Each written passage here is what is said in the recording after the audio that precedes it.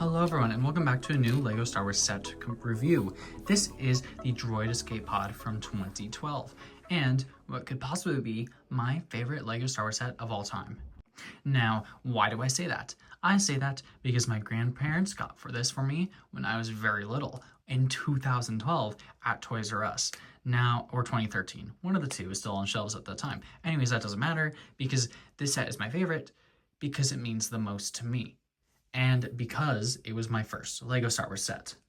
This set, along with any other LEGO set at the time, is what truly got me into LEGO and is something that I'll forever cherish. Now, let's get into this review. This set has 4 minifigures, including R2-D2 and C-3PO, which are 2 of them. And these are the most basic forms of these minifigures in modern day because C-3PO is the exact same as what we normally get, except he has no leg printing at all or no arm printing.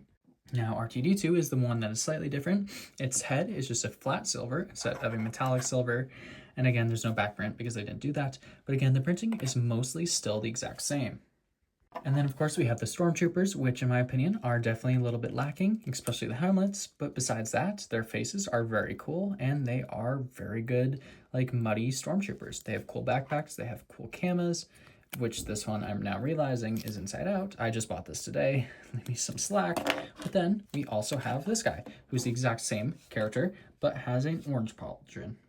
Now we can take a look at this speeder bike. And this speeder bike is very basic, but very good. I remember this thing when I was little. It was very cool. I kind of cherished it. I played so much with this, but again, it's still very cool. You can see it has 2 clips. It has the control piece where the minifigure can grab onto it, and then of course it has the legs of the speeder, and it kind of looks like a bike, which is what it's supposed to look like. But of course you can always fit a blaster there, which the longer one doesn't really work with their backpacks because they get in the way. However, you can use the shorter one.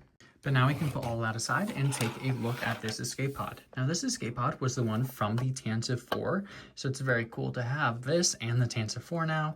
But again, that doesn't really matter because this is kind of just a bigger version of what that could be, if not a minifigure scale version. I don't think it is, but it's still very cool to see.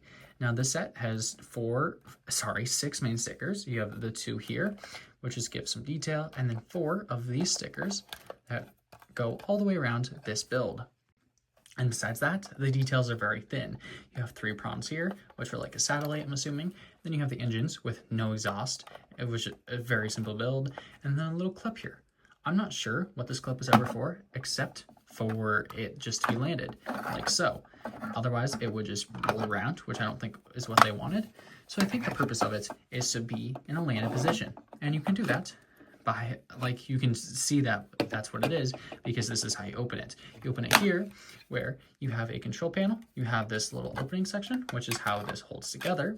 And you have spaces for 2 minifigures. And you can put them in by C-3PO up front and R2-D2 in the back. So all you have to do is sit C-3PO down, put him in like so, and you can control the escape pod while they fly down to Tatooine. And this is a set that I just bought today on the day of filming this video, and I am super happy that I got this thing because it just means so much to me, and it's nice to be able to see this thing again. It's been so long since I've had this in my collection that it's just so cool to me. And yes, I do have a few of the pieces left and this in my collection, which is always fun to see as well. And I've used some of them in some of my builds. This piece alone, I'm sure, has been in some of my old videos on my channel. I challenge you to go find it and see if you can pinpoint it on my channel. I don't know if it's there. It might be. I don't think anyone will do that, but it's just something cool for me to see. But anyways, that's pretty much it for this. There's nothing else too crazy on this, just very simple building techniques. And that is this review. Thank you so much for watching this video. I will see you all again later, and goodbye.